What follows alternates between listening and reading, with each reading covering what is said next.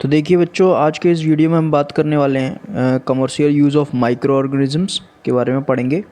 Okay, इस topic को complete करेंगे। और इन द प्रीवियस लेक्चर हम लोगों ने यहाँ तक कंप्लीट किया था बेटा कि यहाँ तक है ना, पेस्ट्रीज़ एंड केक्स तक, the baking industries for making breads and pastries and cakes, है ना। तो होप सो आपको समझ में आया होगा वीडियो। और अगर आपने वो वीडियो नहीं देखा है तो you can watch on our channel. Playlist में जाइए, सभी की प्लेलिस्ट बना दी गई है, तो you can check over there, वहाँ चेक कर सकते हो। तो पढ़ेंगे व्हाट इज़, देखेंगे commercial use of microorganisms का कैसे यूज करते हैं अपन। तो microorganisms are use for the large scale production of alcohol, wine and acetic acid, vinegar. ठीक है, तो ये इनका बेटा, ये सारे जो चीज़ें अपन बना रहे हैं, प्रोडक्ट्स और भी ऐसी चीज़ें बना रहे हैं, अल्कोहल बनाते हैं अपन, वाइन बनाते हैं, एसिटिक एसिड बनाते हैं, है ना, जिसे विनेगर बोलते हैं। ओके, तो ये जो होता है इनका प्रोडक्शन किया जाता है, तो ये जो है कमर्शियल यूज के लिए अपन यूज करते हैं, है ना। कई ज़्यादा अमाउंट में, कई ज़्यादा मतलब कि आपका जो है इसको बहुत बड़े पैमाने पर, लार्ज स्केल पर आप इसको क्या करते हैं, प्रोडक्शन करते हैं इसका, है ना, बनता है ये। अल्कोहल तो बहुत ज़्यादा लार्ज स्केल पे बनती है ना। वाइन भी, एसिटिक एसिड भी, इनका बहुत ज़्यादा कॉमर्स किया जाता है। तो ये बनता कैसे है, अपन ये देखेंगे कि yeast is used for commercial production for alcohol and wine. तो इसके बनाने के पीछे जो है आपका एक माइक्रो ऑर्गेनिजम्स है, वो है यीस्ट, है ना। यीस्ट से ही जो आपका अल्कोहल बनाया जाता है और वाइन बनाई जाती है। और for this purpose yeast is grown on natural sugars present in grains like barley, wheat, rice, crushed fruit juices etcetera. तो अब बनता ऐसे है कि यीस्ट जो है माइक्रो ऑर्गेनिजम्स क्या करता है कि ये आपके नेचुरल शुगर्स, जो भी शुगर्स होती हैं, शक्कर होती है, मतलब शुगर्स होती हैं, शुगर्स जैसे आपके राइस में पाई जाती है, व्हीट होता है ना, इनमें क्या आपका कार्बोहाइड्रेट है ना, वो एक टाइप का शुगर ही कहलाया जाता है। तो आपने ये 6th और 7th की क्लास में पढ़ा होगा, है ना, कंपोनेंट्स ऑफ फूड में। तो आपको आपको पता होगा कि नेचुरल शुगर्स होते हैं ये सारे, व्हीट, राइस वगैरह। फ्रूट जूसेस में भी तो शुगर ही होता है, मीठा होता है। ओके, तो ये ईस्ट जो क्या काम करता है, इन पर जाता है ना, और ग्रो करने लगता है अपने आप को। तो इसी के कारण क्या हो जाता है, फिर ये चेंज हो जाता है कम्प्लीटली, बना देता है इन सभी नेचुरल शुगर्स को, क्या बना देता है, वाइन या अल्कोहल में चेंज कर देता है। ओके, तो ये पूरी केमिकल एक्टिविटी है। और करेंगे इसे एक्टिविटी 2.4 में, देखेंगे कि ठीक है, 500 ml beaker filled up to 3/4 with water. आपको एक वीकर लेना है, 500 ml भरना है उसमें पानी, है ना। और डिज़ोल्व 2-3 टीस्पून्स ऑफ शुगर, उसमें शुगर डालनी है आपको। ठीक है, शुगर डाल देनी है। शुगर डालने के बाद में क्या करना है, 2-3 चम्मच शुगर डालने के बाद में add half a spoon of yeast powder. अब आपने शुगर भी डाल दी, पानी में घोल दी, ईस्ट पाउडर डाल देना है उसमें half spoon to the sugar solution. Keep it covered in a warm place for 4 to 5 hours. अब उसको ढक्कन से ढाँक के रख देना है आपको 4 से 5 घंटे के लिए। तो now smell the solution, can you get a smell. अब आपको जो है बदबू आने लगेगी उस सॉल्यूशन में से 4 से 5 घंटे बाद। तो आप देखेंगे कि ये बदबू जो है इसी कारण आती है कि इस प्रोसेस, ये जो प्रोसेस हुई उसमें फर्मेंटेशन प्रोसेस हो जाती है ना। तो पढ़ेंगे व्हाट इज़ फर्मेंटेशन, क्या होता है कि this is the smell of alcohol. ये जो स्मेल आ रही है आपको, वो अल्कोहल की है, जो कि as sugar has been converted into alcohol by yeast. क्योंकि ईस्ट ने क्या कर दिया, जो शुगर को कन्वर्ट कर दिया अल्कोहल में, और बदबू जो है वो अल्कोहल की ही है। आप देखेंगे नॉर्मली ये अल्कोहल में से बदबू आती है। तो this process of conversion of sugar into alcohol is known as fermentation. तो फर्मेंटेशन पूछ सकते हैं कि व्हाट इज़ फर्मेंटेशन, तो आप बता सकते हैं कि प्रोसेस है एक conversion of sugar into alcohol, उसी को ही फर्मेंटेशन बोलते हैं। और लुइस पास्चर, है ना, डिस्कवर्ड फर्मेंटेशन इन 1857। ये फैक्ट आपको याद रखना है कि 1857 में लुइस पास्चर ने जो है फर्मेंटेशन को डिस्कवर किया था। अब मेडिसिनल यूज़ पढ़ेंगे माइक्रो ऑर्गेनिजम्स का, दवाइयों में कैसे माइक्रो ऑर्गेनिजम्स क्या रोल प्ले करते हैं। तो whenever you fall ill, the doctor may give you some antibiotic tablets, capsules और injection such as of penicillin. तो पेंसिलिन के नाम से आपके क्या आती है, ड्रग है ये, है ना। तो एंटीबायोटिक टैबलेट आपको देता है डॉक्टर जब आप बीमार होते हो, कैप्सूल्स देता है, इंजेक्शंस लगाता है जैसे कि पेनिसिलिन के। तो the source of these medicine is micro organisms. तो इन सभी टैबलेट्स में आपके क्या होते हैं, माइक्रो ऑर्गेनिजम्स होते हैं। ओके, दीज मेडिसिन किल और stop the growth of the disease causing micro organisms. और ये क्या करते हैं, अपने बॉडी के अंदर जाके दूसरे जो माइक्रो ऑर्गेनिजम्स हैं जो आपको बीमार कर रहे हैं, उनको ग्रो करना, उनकी ग्रोथ को रोक देते हैं, है ना, यानी कि उनसे लड़ते हैं। और सच मेडिसिन आर कॉल्ड एंटीबायोटिक्स, है ना। एंटी मतलब कि आपका अगेंस्ट होता है, और बायोटिक्स मतलब कि वही जो आपके अंदर गए हैं, है ना, जो ऑर्गेनिज्म्स हैं, माइक्रो ऑर्गेनिज्म, उनको ख़त्म मतलब कि वो जो है उनके अगेंस्ट आपके काम करता है ये सभी मेडिसिन, है ना। आपके जो मेडिसिन आप जो लोगे, है ना, आप तो उसमें भी जो है वो भी बनाए जाते हैं किससे, वो भी एक टाइप से माइक्रो ऑर्गेनिज्म से ही बनाई जाती है। ओके, तो वो अंदर जाके जो डिसीज़ कॉजिंग माइक्रो ऑर्गेनिजम्स हैं, जो बीमारी पैदा करने वाले माइक्रो ऑर्गेनिज्म, उनसे लड़ती हैं और उनको ग्रोथ को कम करते हैं। और इन्हीं को ही जो है, इन मेडिसिन को ही एंटीबायोटिक्स बोला जाता है। और these days a number of antibiotics are being produced from bacteria and fungi, है ना। और आजकल आप देखेंगे ये सभी जो एंटीबायोटिक्स टैबलेट्स हैं, है ना, मेडिसिन दवाइयाँ हैं जो कि बनाई जा रही हैं बैक्टीरिया से, फंगाई से। ओके, जैसे कि स्ट्रेप्टोमाइसिन हो गया, टेट्रासाइक्लिन हो गया, एराइथ्रोमाइसिन हो गया, ये सब क्या है, are some of the commonly known antibiotics, है ना। तो ये जो है आपको इस ड्रग के नाम से आपको मेडिसिन्स मिल जाएंगी, है ना, स्ट्रेप्टोमाइसिन, टेट्रासाइक्लिन, एराइथ्रोमाइसिन।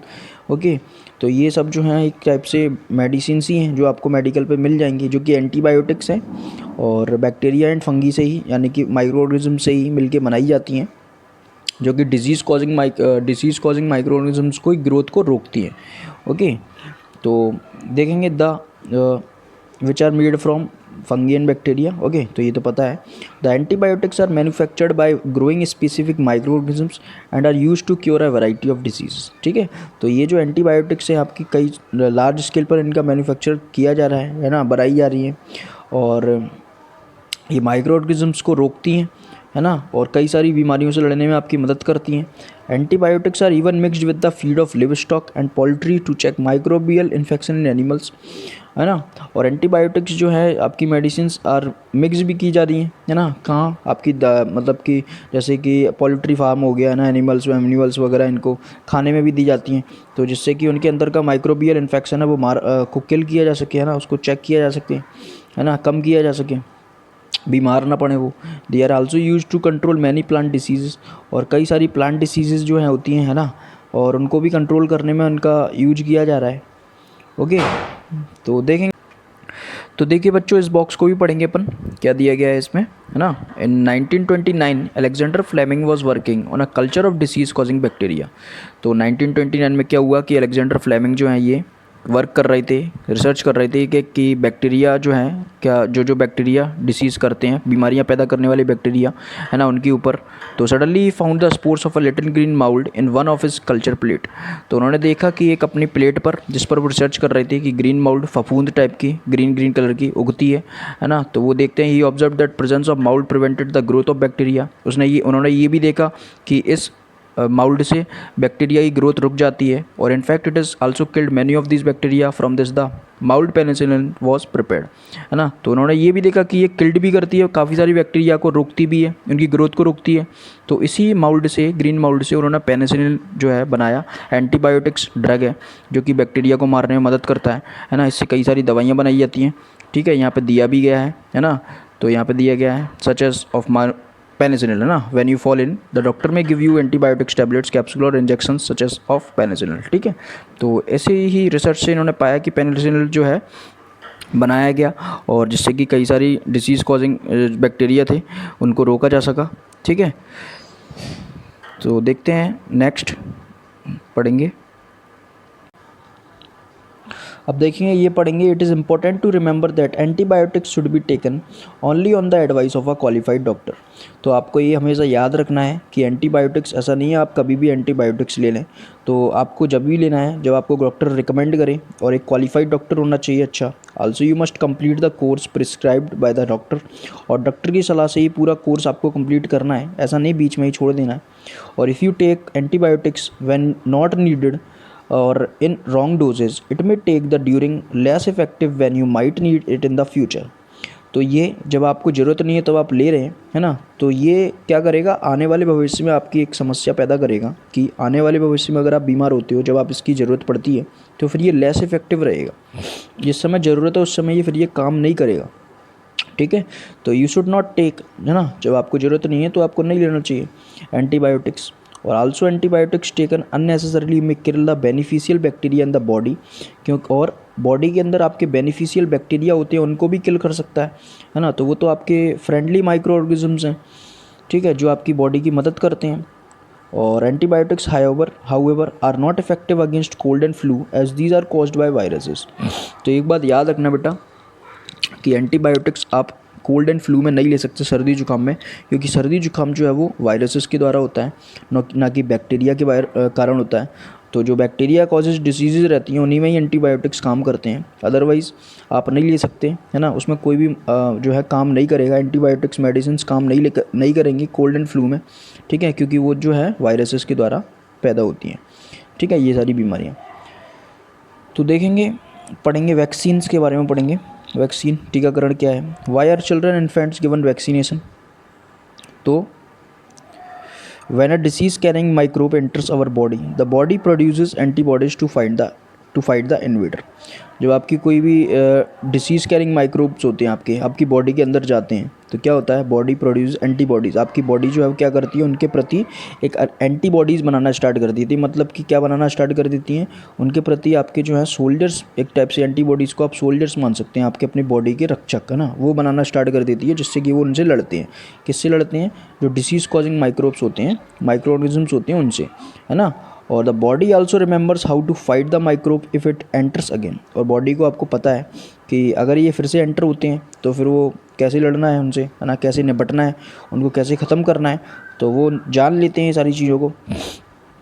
तो if dead or weakened microbes are introduced into a healthy body, the body fights and kills the invading bacteria by producing suitable antibodies. Okay, तो अब होता ये है कि डेड और वीकेंड माइक्रोब्स अगर आप पहले ही डाल दोगे और इंट्रोड्यूस्ड एक हेल्दी बॉडी में, तो बॉडी क्या सीख लेती है कि इस माइक्रोब को कैसे फाइट करना है, कैसे किल करना है ना, और इसके बैक्टीरिया से, हार्मफुल बैक्टीरिया से कैसे बचना है। तो आपकी बॉडी क्या एंटीबॉडीज़ बनाना स्टार्ट कर देती है। The antibodies remain in the body and we are protected from the disease causing microbes forever, है ना। तो ये हमेशा के लिए आपकी बॉडी के अंदर उस पर्टिकुलर माइक्रोब के लिए, उस हार्मफुल माइक्रोब के लिए क्या बन जाती हैं, एंटीबॉडीज़ बन जाती हैं, जो कि आपके जीवन भर जो हैं, कभी भी वो माइक्रोब आपके अंदर एंटर करेगा तो फिर वो उसके लिए एंटीबॉडीज़ बनाना स्टार्ट कर देंगी, सोल्जर्स बनाना स्टार्ट कर देंगी, जिससे कि वो लड़ने में मदद करेगा, ठीक है। तो ऐसा होता है वैक्सीन्स के कारण, है ना। तो वैक्सीन्स में होता यही है कि जो आपके अंदर जो है दवाई नहीं लगाई जाती, वैक्सीन के अंदर कोई दवाई नहीं होती है, वो वैक्सीन्स के अंदर आपकी डेड और वीकेंड माइक्रोब्स होते हैं, है ना, जो कि आपकी बॉडी के अंदर डाले जाते हैं, जिससे कि आपकी बॉडी जो है उनके प्रति क्या बनाए, एंटीबॉडीज़ बनाना स्टार्ट कर दें, ठीक है, जिससे कि वो उनसे लड़ सकें। ओके, तो this is how a vaccine works. Several diseases including cholera, tuberculosis, smallpox, hepatitis can be prevented by vaccination, है ना। और कई सारे वैक्सीन्स जो हैं आजकल चल रही हैं कई बीमारियों के प्रति, जैसे कि कोलेरा हो गया, ट्यूबरक्लोसिस हो गया, स्मॉल पॉक्स हो गया, हेपेटाइटिस हो गया। ये सब वैक्सीनेशन से ही जो है आपकी बीमारियों को हटाया जाता है। ओके, और देखेंगे Edward Jenner discovered the vaccine for smallpox in 1798। ये फैक्ट जो है आपको याद रखना है बेटा, सभी फैक्ट्स को, ओके, क्योंकि 1798 में स्मॉल पॉक्स जो थे उनके लिए टीकाकरण जो है एडवर्ड जेनर ने दवाई बनाई, वैक्सीन बनाई थी, ठीक है।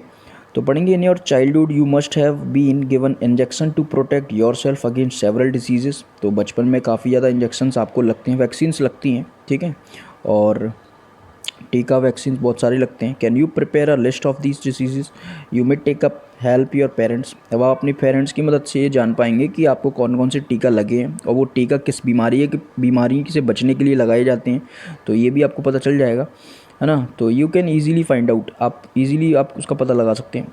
It is essential to protect all children against these disease, है ना। तो ये बहुत ही ज़्यादा ज़रूरी है कि बच्चों को इन बीमारियों के प्रति बचाना, तो क्यों ना सभी को टीका ही लगा दिया जाए, है ना, तो जिससे कि वो बच सकें। और इसीलिए टीका लगाए जाते हैं, बचपन में ही लगा दिए जाते हैं। Necessary vaccines are available in the nearby hospitals में आपको ये सभी नेसेसरी वैक्सीन्स मिल जाएंगी। You might have seen the advertisement और TV newspapers regarding protection of children against polio under the pulse polio programme. और पल्स पोलियो प्रोग्राम जो है बहुत ही जो है क्या बोलते हैं इसको, बहुत ज़्यादा फेमस है ना, और बहुत ज़्यादा चर्चित है। और आपने सुना भी होगा पल्स पोलियो प्रोग्राम, 2 बूंद ज़िंदगी की, एक टाइप से ऐसा जो है स्लोगन बोला जाता है, बताया जाता है कि आपको 2 बूंद जो है पोलियो की पीनी चाहिए, है ना, बचपन में पी भी होगी। तो ये जो है आपका प्रोटेक्ट करता है पोलियो से, जो कि एक बीमारी है, वैक्सीन्स ही है ये। पोलियो ड्रॉप्स जो है given to the children are actually a vaccine, एक वैक्सीन है, एक टीका है ना, पोलियो की दवाई। और a worldwide campaign against smallpox has finally led to its eradication from most parts of the world. अब अगर अपन स्मॉल पॉक्स की बात करेंगे तो स्मॉल पॉक्स भी एक टाइप का जो है उसका भी टीका लगाया जाता है और फाइनली इरेडिकेट किया गया है। कई हिस्सों में, वर्ल्ड के कई ज़्यादा हिस्सों में जो है इसको हटाया गया है, क्योंकि ये स्मॉल पॉक्स बहुत ज़्यादा फैलते हैं, है ना, और दाने दाने से हो जाते हैं, रेड रेड मार्क्स होने लगते हैं आपकी पूरी बॉडी पे। तो ये पूरा वर्ल्ड वाइड कैंपेन चलाया गया था और इसका जो है आपका टीका भी बनाया था। और किसने बनाया था, ये देखो ये रहे भाई साहब, इन्होंने बनाया था, एडवर्ड जेनर, है ना, ग्रेट साइंटिस्ट। तो एडवर्ड जेनर ने जो है डिस्कवर किया था स्मॉल पॉक्स का वैक्सीन, जिससे कि स्मॉल पॉक्स नहीं होते हैं। ओके, तो these days vaccines are made on a large scale from microorganisms to protect humans and other animals from deadly diseases। तो आजकल आप देखेंगे वैक्सीन्स जो हैं लार्ज स्केल पर बनाई जाती हैं, बहुत ज़्यादा इनका प्रोडक्शन किया जाता है कि जिससे कि सभी बच्चों को वैक्सीन्स प्रोवाइड की जा सकें, आपके नियर बाय हॉस्पिटल्स में मिल जाएंगी। और माइक्रो ऑर्गेनिज्म से लड़ने में ये मदद करती हैं, प्रोटेक्ट करती हैं ह्यूमंस को, अदर एनिमल्स को बहुत सारी बीमारियों से। ओके, और वैक्सीन्स जनरली होती क्या हैं, होती कुछ नहीं है, माइक्रोब्स होते हैं, है ना, जो कि क्या होते हैं, डेड और वीकेंड माइक्रोब्स होते हैं, मतलब कि थोड़े डेड, और वीकेंड मतलब बहुत कमज़ोर माइक्रोब्स होते हैं जो कि आपकी बॉडी के अंदर डाले जाते हैं। अब उन माइक्रोब्स को देखते ही आपकी बॉडी क्या हो जाती है, अवेयर हो जाती है और क्या बनाने लगती है, एंटीबॉडीज़ बनाने लगती है। एंटीबॉडीज़ बनाने लगती है तो उससे फाइट करेगी, वो सोल्जर्स बनाने लगेगी। ठीक है, तो इससे ही जो है आपका वैक्सीन्स क्या है, वर्क करता है। ऐसा नहीं है कि वर्क, आप वैक्सीन को एक दवाई नहीं समझे ना, वो दवाई नहीं होती है, उसके अंदर डेड और वीकेंड माइक्रोब्स होते हैं। ठीक है बेटा, तो होप सो आपको समझ में आया होगा। इंक्रीजिंग सॉइल फर्टिलिटी जो है इन the next video upon complete करेंगे। ओके, तो अगर आपको कोई डाउट है तो you can ask me in the comment section. और वीडियो अच्छा लगता है तो लाइक, सब्सक्राइब एंड शेयर ज़रूर करें टू द नीडी स्टूडेंट्स। और फीडबैक ज़रूर दें, इससे हमें पता चलता है कि हमारे वीडियोज़ कैसे बन रहे हैं। तो मिलते हैं in the next video, till then goodbye, take care and thank you.